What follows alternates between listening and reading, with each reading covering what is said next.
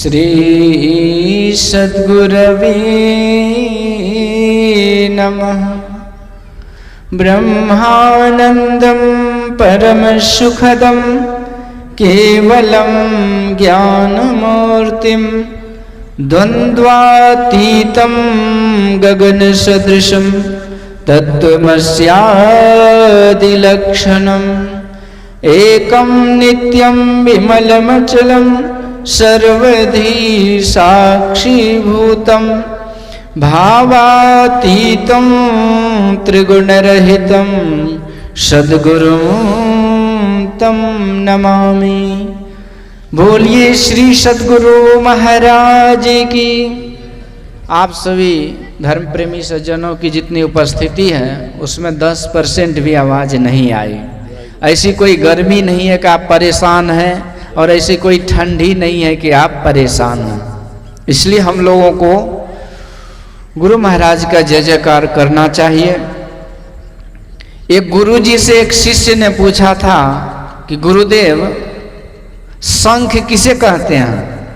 तो गुरु महाराज कहते हैं कि जो पूजा पाठ में जो फूकने पर बजता है सफेद रंग का उसे शंख कहते हैं। फिर शिष्य ने पूछा सरकार जो पूजा पाठ में फूकने पर नहीं बजे उसे क्या कहेंगे? तो गुरु महाराज कहते हैं जो फूकने पर नहीं बजता है उसे शंख नहीं हड़ाशंख कहते हैं। तो हम लोग हड़ाशंख तो नहीं है, हम लोग शंख हैं। गुरु महाराज की जय जयकार में जरूर बजेंगे। बोलिए श्री सद्गुरु महाराज की जय। प्रातः स्मरणीय अनंत श्री विभूषित परमाराध्य संत सद्गुरु महाराज के पावन श्री चरणों में कोटि कोटि सह नमन। गुरु महाराज के तपोभूमि आश्रम कुप्पा घाट से पधारे हुए पूज्य गुरुजन इस बिहार प्रांतीय अधिवेशन में इस व्यास मंच पर सुशोभित समस्त महात्मागण, धर्म प्रेमी सज्जनों, माताओं तथा बहनों, आप लोगों को मेरा कोटि कोटि सह नमन। हम लोगों ने गुरु महाराज की छत्र छाया में गुरु महाराज की कृपा से ये सत्संग वचन में ईश्वर स्वरूप की चर्चा को सुन रहे थे। ईश्वर स्वरूप संबंधी पाठ हुआ। गुरु महाराज कहने की कृपा किए कि जो ईश्वर परमात्मा के स्वरूप को जान भी ले, जानना दो तरह से होता है। एक जानना होता है अनुभव के द्वारा, एक जानना होता है बुद्धि के द्वारा। जैसे हम भोजन को बुद्धि के द्वारा यदि जान लें तो पेट नहीं भरता है। भात दाल सब्जी तरकारी कचौड़ी पकौड़ी रसगुल्ला रसमलाई ऐसे हैं वैसे हैं, यदि कोई समझ ले तो पेट भर जाएगा क्या? नहीं भरेगा। परंतु ठीक इसके विपरीत ईश्वर स्वरूप की चर्चा को हम सुने समझे और इसको बुद्धि के द्वारा भी समझ ले जान जाए तो गुरु महाराज कहने की कृपा किए कि जो ऐसे होते हैं जानने वाले वो महाभय से बच जाते हैं। श्री सद्गुरु महाभय क्या है? तो गुरु महाराज कहने की कृपा किए कि ये जब मनुष्य शरीर छूट जाता है तो प्रायः जीव फिर से 84 में चला जाता है। 184 भरमी के पाँव पर अटके आए, अब की पासा ना पड़े तो फिर 84 जाए। परंतु जो जान लेते हैं ईश्वर स्वरूप को तो गुरु महाराज कहते हैं फिर वो 84 में नहीं जाते। अर्थात मनुष्य शरीर छूटने के बाद पुनः पुनः ईश्वर की कृपा से उसे मनुष्य शरीर मिलता है, भक्ति सत्संग मिलता है। इसलिए हम लोगों को इस विषय पर विशेष रूप से ध्यान देना चाहिए। रघुपति भक्ति अगुण आवाधा वर्णव सोई वर वारी अगाधा। तुलसी बाबा कहते हैं ये जो प्रभु के निर्गुण निराकार महिमा है इसका जो वर्णन है ये सत्संग की गहराई है, गहराई। इसलिए इस गहराई में जरूर गोता खाना चाहिए, लगाना चाहिए। कबीर साहब कहते हैं यदि ऐसे प्रभु के स्वरूप की चर्चा जिस सत्संग में नहीं होता है तो सत्संग कोई काम का नहीं। संगत ही जरी जाओ न चर्चा राम की, दुल्हा बिना बारात कहो किस काम की।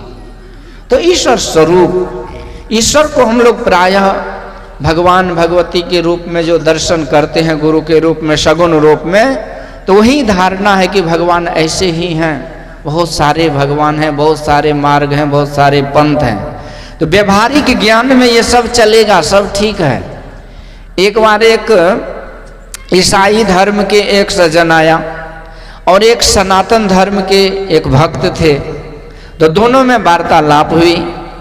तो ईसाई वाले जो थे उन्होंने कहा कि see in my religion there is only one God and one scripture, the God is Jesus Christ and scripture is holy Bible.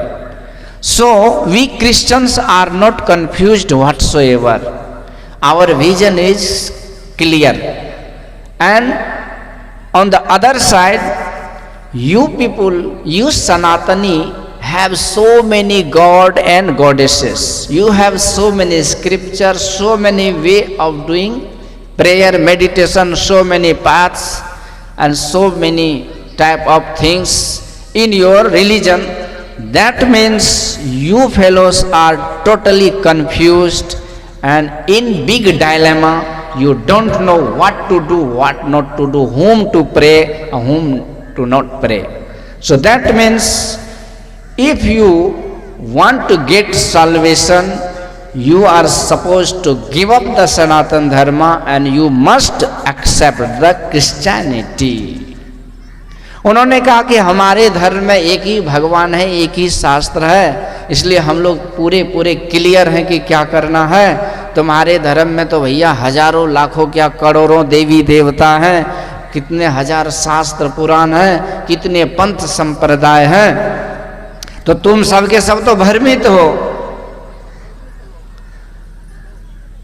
तो ये भक्त ने कहा कि देखो ठीक है कि हमारे पंथ में बहुत सारे भगवान, सनातन धर्म में बहुत सारे भगवान भगवती हैं, बहुत सारे शास्त्र पुराण हैं। अच्छा एक बात बोलो कि तुम कह रहे हो कि तुम्हारा एक ही भगवान है, एक ही पुराण है, तो ठीक है, लाखों करोड़ों अनुयायी है, एक साथ एक समय में हजारों भक्त यदि संकट में घिर जाए तो तुम्हारा एक भगवान कहाँ कहाँ जाके बचाएगा? अब तो भ्रमित हो गया वो। बात तो सही है कि एक ही भगवान है और करोड़ों भक्त हैं, तो एक साथ एक भगवान हजार जगह कैसे बचाएंगे? पर भगवान के जो भक्त थे उन्होंने कहा देखो, in my religion we have, since we have so many gods and goddesses, so यदि हजारों करोड़ों भक्त पर एक साथ संकट हो जाए तो हमारे भगवान भगवती करोड़ों रूप में हैं, तो करोड़ों भक्तों की रक्षा एक साथ कर लेंगे श्री सद्गुरु। तो एको अहम बहुश्यामा, वेद भगवान कहते हैं कि मैं एक हूं और बहुत हो जाऊं। कर्ता एक अगम है आप, ईश्वर एक ही है लेकिन वो अनेक रूप में आते हैं। तो इसीलिए ये ईश्वर के स्वरूपतः ईश्वर एक ही है, लेकिन जब ईश्वर माया में, ईश्वर जब धर्म की स्थापना होती है सगुण रूप में, जब जब आवश्यकता होती है तो अनेक रूप में आते हैं। तो इसलिए हम अनेक को मानते हुए भी एक को मानते हैं। यूनिटी इन डाइवर्सिटी, अनेकता में एकता है।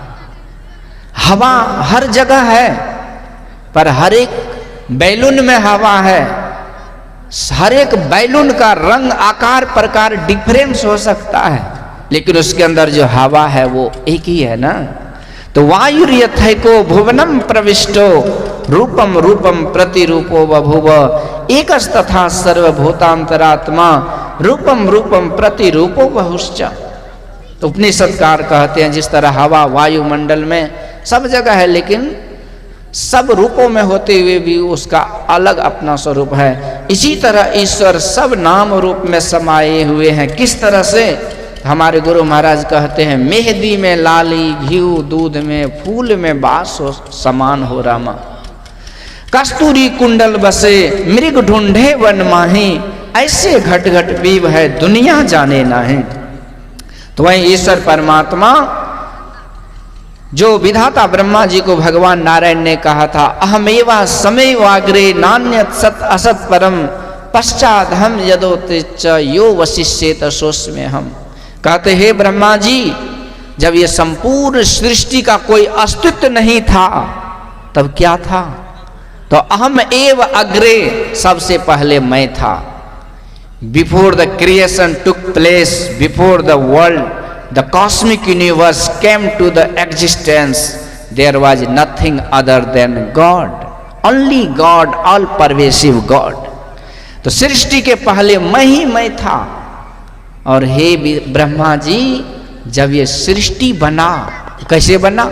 जब पहले कुछ था ही नहीं तो बना कैसे? तो God has created this world, cosmic universe out of himself। He has not taken any material from anywhere else. तो निमित्तोपादान कारण वो ईश्वर निमित्त भी बनने वाले और बनाने वाले सब हो गए। तो जब सृष्टि बनी तो सृष्टि के रूप में मैं ही मैं हूं। और हे ब्रह्मा जी, जब सृष्टि नहीं रहेगी, कुछ नहीं रहेगा, तब तो मर जाते हैं कोई, तो उसके साथ जो जा रहे हैं कटिहारी में, तो उससे पूछिए कि क्या रहता है? राम नाम सत है, सबका यही गत है। नाम अनाम रहे सद सद ही, दूजा तत्व न कोई।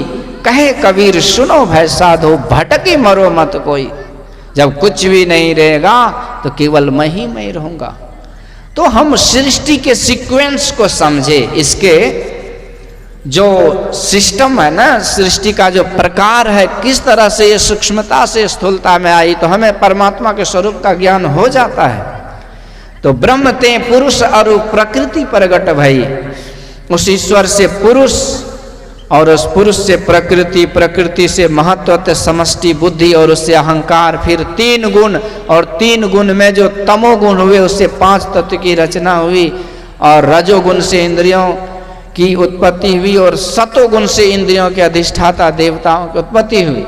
तो इस तरह से हम देखें, सबसे ग्रॉस लेवल से स्टार्ट करें तो मिट्टी से पहले पानी था, तो मिट्टी से ज़्यादा सूक्ष्मता पानी में, पानी से पहले अग्नि, तो अग्नि से पहले हवा, हवा से पहले आकाश, आकाश से पहले 3 गुण, 3 गुण से पहले अहंकार, अहंकार से पहले महतत्व, महतत्व से पहले पुरुष, प्रकृति, और प्रकृति से पहले पुरुष, और पुरुष से पहले, सबसे पहले पुरुषोत्तम परमात्मा थे, इसलिए वो सब में समा करके सबसे बाहर है।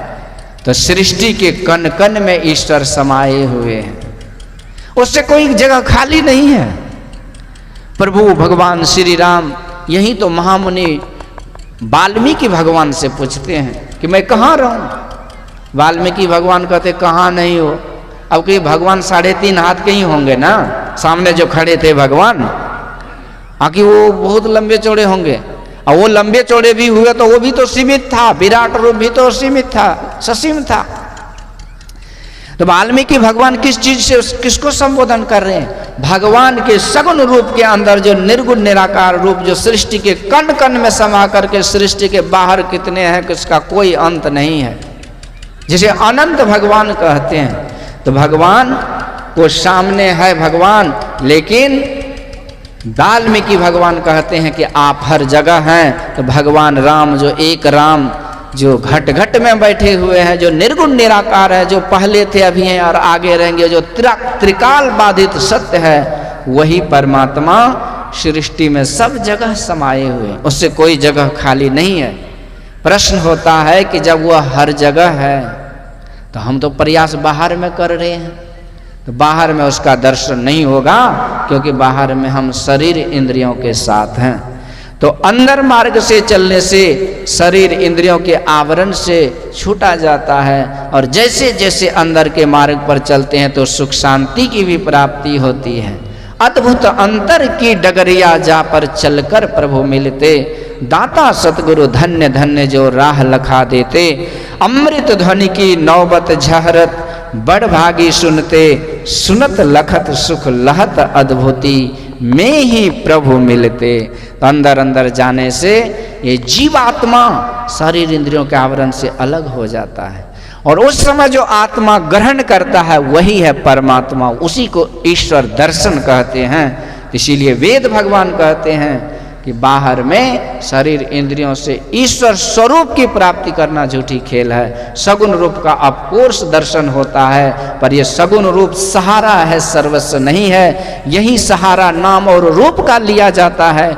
इसलिए जितने भी पंथ संप्रदाय हैं सब में एक नाम एक रूप का सहारा लिया जाता है, पर वही अंतर है कि उसके आगे नहीं बढ़ पाते। पर संत मत कहते हैं कि उसके आगे बढ़ो, तब तक नहीं बढ़ो जब तक ईश्वर को नहीं जान लेते। और जान लोगे तो ब्रह्मविद ब्रह्मैव भवति, तुम स्वयं ईश्वर हो जाओगे। ये जीव उसी ईश्वर का अंश है, उसी को प्राप्त करके ये सदा सदा के लिए सनातन सुख, शाश्वत सुख, अजर अमर अविनाशी सुख और परम शांति को प्राप्त कर सकता है। ये शांति प्राप्त करने का नेचुरल स्वभाव जो है इसके अंदर है, तो हम लोगों को उसी ओर बढ़ना चाहिए। यही गुरु महाराज का उपदेश है। बोलिए श्री सद्गुरु महाराज की जय।